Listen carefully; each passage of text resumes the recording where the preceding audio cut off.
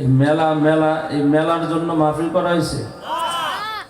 এই যে মহিলাগুলা ঘর থেকে বাহির হয়ে এদিকে হাঁটাহাঁটি করতেছে, মাহফিলে আসার মতন একটা রাস্তা যে নিরাপদে গুনাহ ছাড়া আসবেন এটাও সম্ভব না। মা বোনেরা হলেন সম্মানী জাতি, মায়ের জাতি, নবীদেরও মা, অলিদেরও মা, আবার নবীদের বিবি, অলিদের বিবি। আপনারা তো এই মাহফিলে আইসা ওই মেলার মতন কেনাকাটা করার জন্য বাসা বাড়ির থেকে বোরকা ছাড়া চেহারা খুললে আসা দরকার নেই। শয়তান আপনাকে নেক্সরুতে ধোকা দিচ্ছে, আপনারা বুঝাইছে যাও তুমি একটু মাহফিলটা দেখে আসো। আপনি চাইলে এই যে মাইক দূর দূরান্ত দেওয়া হয়েছে, নিজেদের ঘরে বসেও বয়ান শোনা যায়। কথা বলেন ঠিক কিনা? এখন বয়ান শুনতে এসে যদি আমার গুনাহ হয় তাহলে এই বয়ান শোনার চেয়ে না আসাটাই তো ভালো। আপনারা আমার কথা রাগ করছেন? বয়ান শোনা ফরজ নাকি পর্দা করা ফরজ? যুবক ভাই একটা কথা বলেন, কি করা ফরজ? এই মা বোনেরা এরা বুঝে না, কই বুঝে? যে সমস্ত মা বোনেরা মেলার মধ্যে দোকানে কেনাকাটা করতে আসছেন, আমি আপনাদের পেটের সন্তান, আপন ভাই হিসাবে শ্রদ্ধার সাথে বলি, আপনারা মেলা থেকে বাসায় চলে যান। আজকের ওয়াজের উসিলা করে যা কেনাকাটা করবেন, টঙ্গী সারা বছরের চেয়ে বেশি মাল পাওয়া যায়। কথা কোন ঠিক না? আপনারা এটা বোঝেন না কেন? শয়তান আমাদেরকে ধোঁকা দিয়ে রাখছে। কিছু মুরব্বীদেরকে দেখলাম আসার সময় অযথা কোনো কাজ নাই, বিড়ি একটার হাত দিয়া এই বৈশা বৈশা দাঁড়ায় দাঁড়ায় টানতেছে আর ঘোরাঘুরি করতেছে। আল্লাহ এদেরকে হেদায়েত দান করেন, জোরে আমিন করেন। আমি পবিত্র কোরআনুল কারীম থেকে সূরাতুল আলে ইমরানের 185 নম্বর আয়াতে কারিমা তেলাওয়াত করেছি। ভূমিকা লম্বা না করে পবিত্র কোরআন থেকে সরাসরি কিছু কথা বলতে চাচ্ছি। আল্লাহ তাআলা তৌফিক দান করেন বলে আমিন। শারীরিকভাবে একটু অসুস্থ, বুঝতে আছেন, কথা বলতে অনেক কষ্ট হচ্ছে। কোরআন আল্লাহর কিতাব, এই কিতাবের মধ্যে কোনো ভুল নাই, কোনো সন্দেহ নাই। কোরআনে কোনো ভুল আছে? আমার দেশের বাউল শিল্পী আবুল সরকার, হে কয় কোরআনের নাকি আগাও নাই মাথাও নাই। আর একটু জোরে কর নাউজুবিল্লাহ। হে কোরআনের কিছু বুঝে? যদি কোরআন বুঝতো, যে জমানায় নবী ছিল, যে জমানায় কোরআন বন্ধ করার ষড়যন্ত্র হয়েছিল, আবু জাহেলের মতন ব্যক্তিরা কোরআন বন্ধ করার জন্য অনেক চেষ্টা করছে, কি পারছে না ব্যর্থ হয়ে গেছে? কোরআনের একটা ভুল ধরতে পারছে? আল্লাহ চ্যালেঞ্জ করছে, আলিফ লাম মিম যালিকাল কিতাবু লা রাইবা ফীহি হুদাল লিল মুত্তাকিন।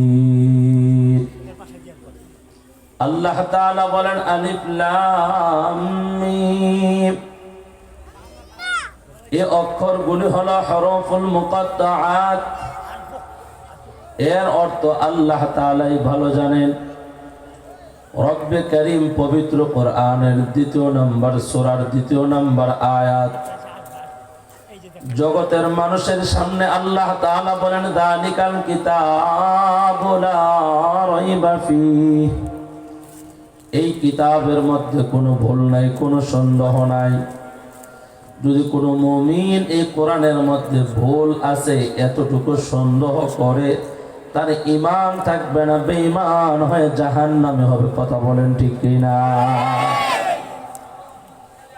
মুসলমানের ঘরে হয়ে যদি বলো কোরআনের কথার আগা মাথা নাই, তার ঈমান আছে না চলে গেছে? আবুল সরকার কোরআনের সামনে বেয়াদবি করছে, তো তাওহীদি জনতা আন্দোলন করছে, সরকারের প্রশাসন তাকে গ্রেফতার করছে। বড় আফসোস ও পরিতাপের বিষয় হলো, এই বাউল শিল্পীকে সারানোর জন্য আমার দেশের তথাকথিত কিছু টাকলা বুদ্ধিজীবী আছে, এরা টকশোতে বসে বসে এর সাফাই গা, এর মুক্তি দেওয়ার জন্য। একটু নাউজুবিল্লাহ কোন। আল্লাহর কোরআনের সামনে যারা বেয়াদবি করবে, আর তাদের পক্ষপাতিত্ব করে তাদের জামিনের ব্যবস্থা যারা করবে তারাও কোরআনের শানে বেয়াদবি করার অপরাধী। কথা বলেন ঠিক কিনা? আল্লাহ বলে আমার কোরআনে কোনো ভুল নাই, কোনো সন্দেহ নাই। আর এই মূর্খের বাচ্চাকে কোরআনের কথা নাকি আগামাতা নেই। নওয়াজুবিল্লাহ কন। একটা কথা আছে না ভাই, অল্প বিদ্যা ভয়ঙ্কর। তোর বেটা আল্লাহ কণ্ঠ দিছে গান গাছ, এটা দিয়ে ফেট বাসাস, ভালো কথা। তোর কেডা কইছে বাউল শিল্পীর মঞ্চে গিয়ে ওয়াজ করণের কথা? আমার যুবক ভাইয়ারা, বৃদ্ধ বাবারা, পর্দার আড়ালের মা বোনেরা, আল্লাহর কোরআনের মধ্যে কোনো ভুল নাই, কোনো সন্দেহ নাই। কোরআন যদি কেউ মেনে নেয়, কোরআনকে যদি কেউ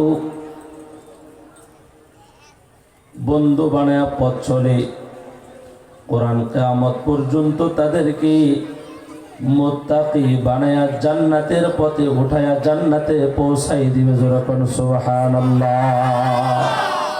কোরআন তো নাজিলে হয়েছে মুত্তাকিদের জন্য হেদায়েতের পথ প্রদর্শক হিসাবে। যখন সুবহানাল্লাহ।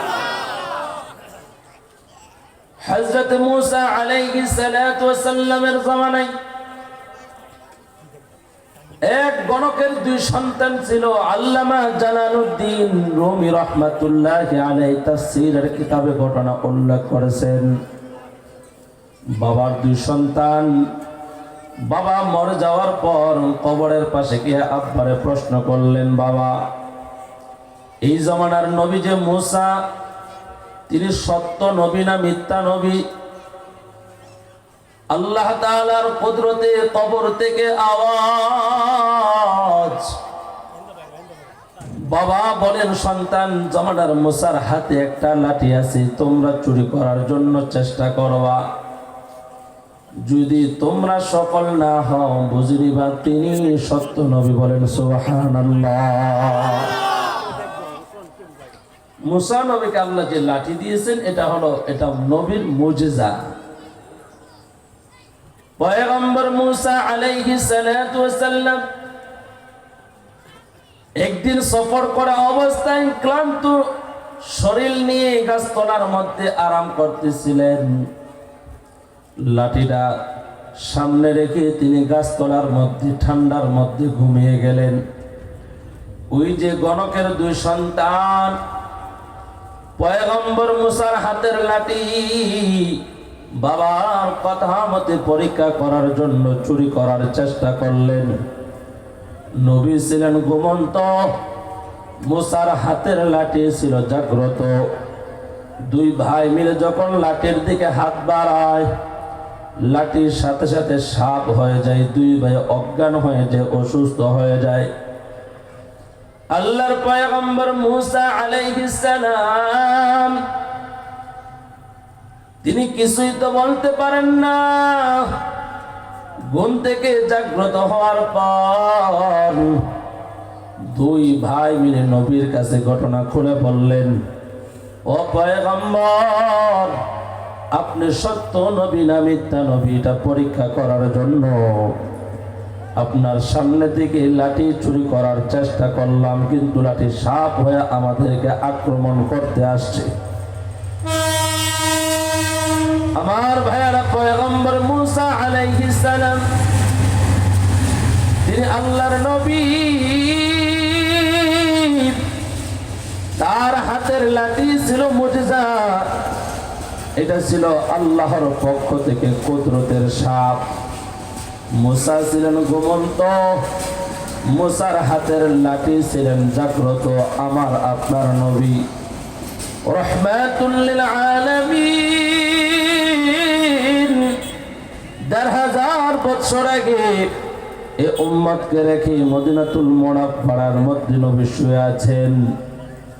আমার আপনার নবীকে আল্লাহ তাআলা যে মুজিজা দিয়েছেন, এই মুজিজার নাম হলো মহাগ্রন্থ আল কোরআন।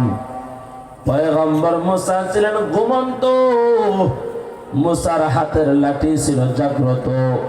মুফাসসিরিনে কেরাম বলে, আমার নবীও মদিনাতুল মুনাওয়ারায় নবী হলেন জিন্দা নবী, হায়াতুন নবী, নবীকে আল্লাহ তাআলা যে মুজিজা দিয়েছেন, এ কোরআন হলো জিন্দা কোরআন। কিয়ামত পর্যন্ত কেউ যদি এই কোরআনকে মেনে নেয়, কোরআন অনুযায়ী জীবন চালায়, পরিবার চালায়, সমাজ চালায়, কোরআন তাকে হেদায়েতের পথ দিয়ে জান্নাতে পৌঁছাই দিবে। যেরকম সুবহানাল্লাহ।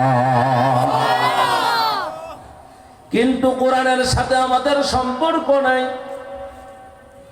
আমাদের সমাজে কিছু সুশীল মানুষ সুশিক্ষিত দাবি করে, সুশীল সমাজে এরা সময় পাইলেই পত্রিকা পড়ে। পত্রিকা আছে না নাই?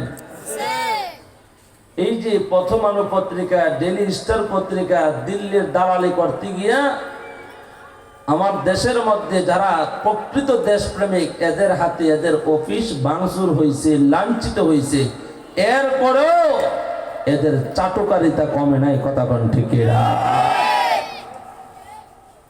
কি লেখে সংবাদপত্রের মধ্যে? প্রথম আলো তো এমন যে দাড়ি টুপি দেখলেই জঙ্গির তকমা দেয়। আওয়াজ করে কথা বলেন ঠিক না? আমার যুবক বন্ধুগণ, আপনিও যুবক, শরীফ ওসমান হাদিও ছিল যুবক। আপনার বিবেক ছিল ঘুমন্ত, শরীফ ওসমান হাদিদের বিবেক ছিল জাগ্রত। প্রকৃত দেশের প্রেম, ইসলামের মহাব্বত, নবীর সুন্নতের মহাব্বত এদের মধ্যে ছিল। কথা বলেন ঠিক না? যার কারণে এদেরকে টার্গেট করে শহীদ করা হয়েছে। কি লাভ? আমার দেশের যতটা বিপ্লব হয়েছে, ৭১ আর ৫২ আর ২০২৪-এর ৫ই আগস্ট, প্রতিটা বিপ্লব তো রক্তের উপর দিয়ে হয়েছে। কথা বলেন ঠিক না? আবারও যদি প্রয়োজন হয়, নাস্তিক মোরতাদদের হাত থেকে, দিল্লির অগ্রাসর থেকে দেশকে মুক্ত করার জন্য এই দেশের যুবকরা জীবন দিতে প্রস্তুত রয়েছে। কথা বলেন ঠিক কিনা? এরা বিপ্লব করতে চায়, এদের শরীর থেকে রক্ত যাবে, জীবন যাবে। আমার বাংলাদেশের তরুণ প্রজন্ম জীবনের মায়া করে না, এরা দেশের মায়া এদের অন্তরে লালন করে।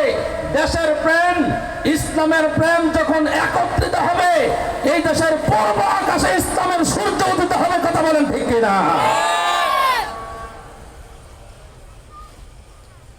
এটা নাস্তিকরা কোনোভাবে চায় না। আল্লাহ আমাদের সবাইকে ইসলামের পক্ষে, দেশের ভাতৃত্বের বদন ঠিক রেখে সামনে অগ্রসর হওয়ার তৌফিক দান করেন বলে আমিন। ভয় পান আপনারা? বিপ্লবীরা কখনো ভয় করে না। বিপ্লবীরা সব সময় বিপ্লবের চিন্তা করে। কথা বলেন ঠিক কিনা?